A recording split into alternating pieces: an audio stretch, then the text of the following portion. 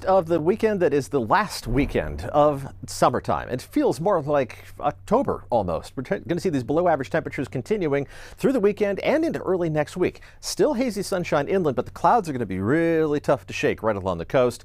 Early next week, it's still going to be mild. Temperatures running below average probably through about Wednesday.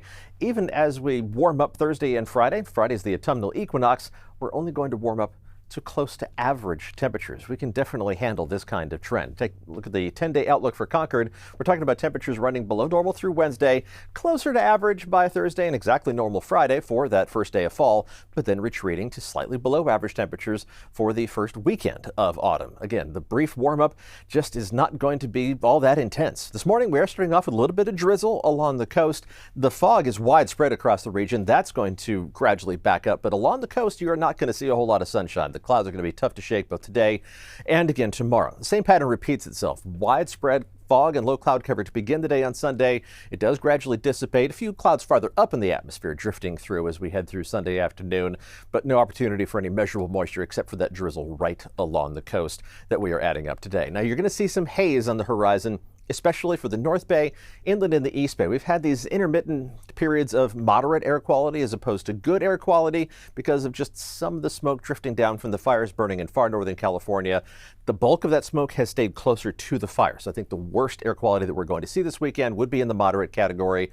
And even that should be improving as we head through tomorrow and Monday. If you're heading out to the A's game today as they continue their last homestand of the season, it's a 10-game homestand, so they're going all the way through next weekend. Temperature at game time, which is at 107, is going to be in the upper half of the 60s, gradually getting up to a high temperature around 70 degrees right around the time the game against the Padres is wrapping up. High temperatures today are going to be running a few degrees below average for San Francisco, Oakland, and San Jose, but for inland parts of the East Bay and the North Bay, those temperatures are a good 6 to 8 degrees below what's normal for mid-September. Let's zoom in for a closer look. Mid-60s along the coast, low to mid-70s down the peninsula and around the south end of the bay, with temperatures in the upper 70s and low to mid-80s in the Santa Clara Valley, some of the warmer spots for inland parts of the Bay Area, along with areas east of Mount Diablo. Low to mid-80s for Antioch and Brentwood, but mid to upper 70s for most of the Tri-Valley.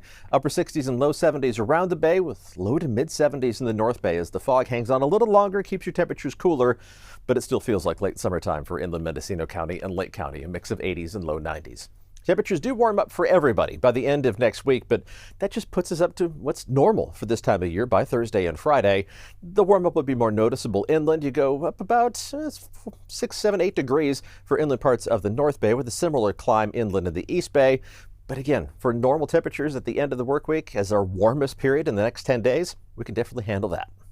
Hey, straight ahead in sports, love them or not, Coach Prime will own the college football spotlight today.